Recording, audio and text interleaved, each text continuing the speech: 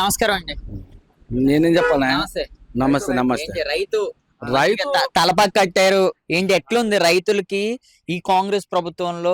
పథకాలు అవ్వచ్చు, రుణమాఫీలు అవ్వచ్చు, ఆ మందులు ధరలు అవ్వచ్చు, గిట్టుబాటు ధర అవ్వచ్చు, ఎలా ఉంది? బాగానే ఉండదు. ఉమ్. ఇప్పుడు గిట్టుబాటు ధర అంటే 4,000 3,000 కానుంటే అమ్ముకుంటూ వచ్చినాయి. ఇప్పుడు 7,800 7,100 కాడికి అమ్ముతుండ్రు పత్తి. మంచిగానే ఉంది అది.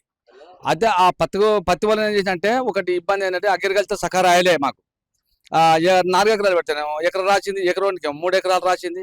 అదొక ఆమెది అగ్రికల్చర్, ఇది ఒక కరెక్ట్ రాయలే. తర్వాత మళ్ళీ రాసిచ్చింది. ఇంకా ఇట్లా కష్టపడి అమ్ముకున్నాం అది. అది మాత్రం ఖాయం. ఇప్పుడు ఈ కాంగ్రెస్ గవర్నమెంట్ వచ్చినాక ఏంటంటే ఈ యొక్క ఇండ్లు సాయం చేసింది. ప్రతి ఒక్క ఇంటికి రేషన్ కార్డు లేని వాళ్ళు ప్రతి ఇంటికి రేషన్ కార్డు ఇచ్చింది. ఈ 10 ఏళ్ళు టీఆర్ఎస్ గవర్నమెంట్ ఉన్నది. అప్పటికి మేము అక్కడనే వేసినా కానీ ఇక అది ఒక రేషన్ కార్డు రాలే. తర్వాత ఒక ఇల్లు రాలే 10 సంవత్సరాలు. ఇప్పుడు మళ్ళీ ఈయన వచ్చిన స్టార్ట్ అయింది. అప్పటికే అది ఈయన లేకుండే రాజశేఖర రెడ్డి ఉన్నప్పుడు వచ్చిన ఇండ్లు మళ్ళీ ఈయన వచ్చినాక వచ్చినాయి. అంతవరకు జరిగింది. రైతులకు ఎలా ఉన్నాయి రుణమాఫీలు? రుణమాఫీలు ఈయన అందరు 2 లక్షలు చేస్తారు 2 లక్షలు చేస్తాను కానీ రేషన్ కార్డు అని చెప్పలేదు. రేషన్ కార్డు అని చెప్పకుండా రుణమాఫీ రేషన్ కార్డు చేసినాక మాకు లక్ష రూపాయలు ఉన్నాయి పోయినాయి. మాకు 2 లక్షలు ఉన్నాయి, లక్ష రూపాయలు ఉన్నాయి మా ఇంట్లో అనుకో. నాకు 70,000 వానికి 80,000 ఉంటే పోయినాయి. కానీ కొంతమంది చేయలేదని ఫోర్స్ చేస్తున్నారు. మేము అందరికీ చేస్తారు 2 లక్షలు చేస్తారు 2 లక్షలు చేస్తా అన్నాడు కదా. 2 లక్షలు చేస్తా అన్నది ఏం చేసిందంటే చేయలేదు. కొంతమందికి చేసిండు, అందరికి చేసిండు. కానీ ఎక్కువ ఉన్న వాళ్ళకు అదే 2 లక్షలు చేసి మిగతాయి ఇడిచిపెట్టిండు. కరెంట్ బిల్లు కరెంట్ 24 గంటలు మాకు 24 అవర్స్ కరెంట్ బాగుంది. అప్పుడున్నట్టే ఉంది, ఇప్పుడు అట్లే ఉంది. అప్పుడేం తక్కువ లేకున్నది, ఇప్పుడేం తక్కువ లేదు. కరెంట్ మంచిగానే ఉంది. కాకపోతే బస్సు తప్పు, చాలా తప్పు. మా అమ్మ మొగోళ్ళకి విలువ లేకుండా చేసిండు రేవంత్ రెడ్డికి. ఇది మాత్రం ఖాయం. ఏదైనా చెప్పు. మా చీటి పెట్టుకొని కూర్చుంటే అవి వచ్చి ఆడవాళ్ళు వచ్చి కూర్చుని మా తువాలు దిగుతా ఆడబడే. మేమేం చేయాలి? మేము హైదరాబాద్ వాళ్ళని కళ్ళగుట్ట షీట్ పెట్టి తువాల తీసి షీట్ మీద పెట్టినా.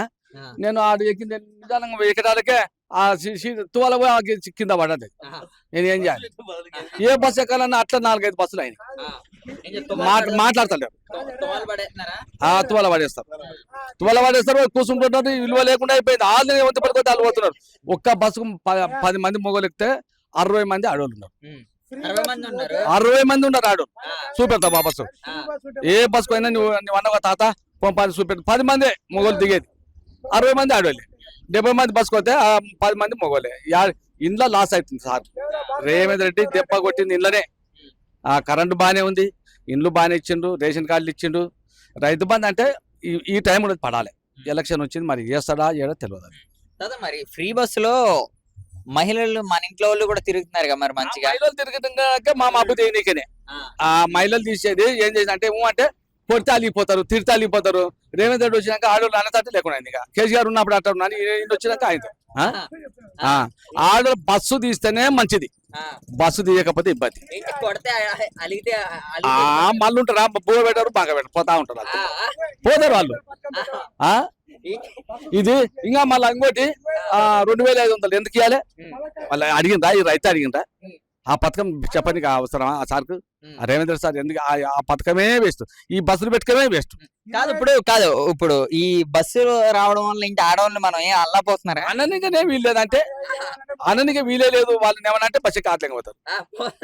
పోతారు, నీకు సాధ్యలేదు లేదు, అన్నం కూడా పెడతలేరు. జరిగిందా మన ఇంట్లో? జరుగుతూనే ఉండేది. మా ఇంటి జరగాలన్నా పక్కింటి జరుగుతాయి, ఇంటలేమా?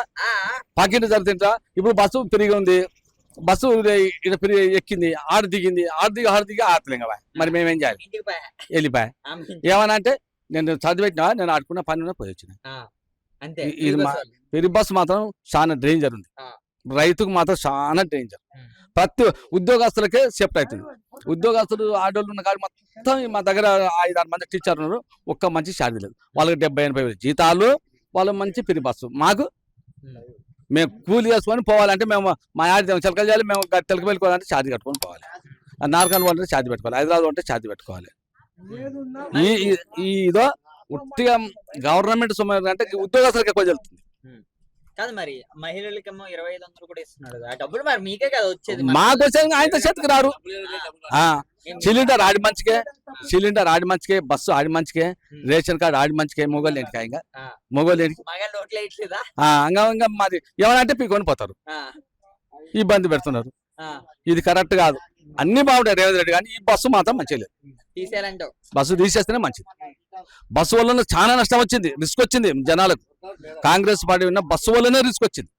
మీరు ఏమన్నా సరే కానీ బస్సు వలన మంచిగా లేదు. కానీ మరి బస్సులో మీకు ఛార్జీలు డబల్ చేశారని నిజమేనా? అంటే రేట్లు పెంచారంట. ఏమీ కొద్దిగా పెంచి 10 రూపాయలు పెంచారు, తప్పేం కాదు.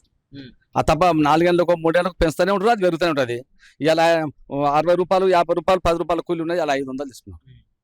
మరి అది పెరగదా? కూరగాయలు 10 రూపాయలు కూరగాయలు ఉన్నాయి, ఇలా 50 రూపాయలు కిలో టమాటా. మేము ఏం చేయాలి? అన్ని పెడితే దానికి ఎందుకు పెరగదు? పెరగని దానికి అనేది 10 రూపాయలు లెక్క కాదు కదా. బాబు ఇప్పుడు రైతులకి టమాటాలు అన్నట్లు కూడా గిట్టుబాటు ధర అవుతుందా? మిర్చీలు ఇవన్నీ అయితేనే ఉన్నాయి, పత్తి అన్ని బాగానే ఉన్నాయి కానీ ఈ బస్సే ఎక్కువ రిస్క్ మంది. తీసేయాలంటావు. బస్సు తీసేస్తేనే మంచిది. ఆయన మళ్ళీ గెలుస్తాడు, లేకపోతే గెలిచి కష్టం. కష్టం. కష్టం.